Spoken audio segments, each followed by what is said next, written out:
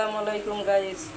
এই দেখেন, এটা হলো কাসকি মাছ শুটকি দিয়ে, কাঁচামরিচ পেঁয়াজ রসুন দিয়ে, কাঁঠালের বিচি দিয়ে এটাই যে শুটকি বোনা করতে আছি। কাঁঠালের বিচি আমার খুব একটা প্রিয় খাবার, কিন্তু সময়ের কারণে বিচিটারে ডলতে পারি নেই, সময় পাই নেই।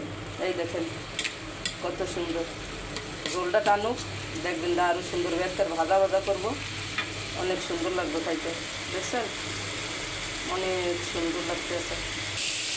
এই যে কাঁঠালের বিচিতে শুটকি, কে কে খাইতে পছন্দ করেন চলে আসবেন, খাইয়ে যাইবেন। দেখেন কত সুন্দর হয়েছে শুটকি দিয়ে কাঁঠালের বিচিতে। এই দেখেন, বুঝছেন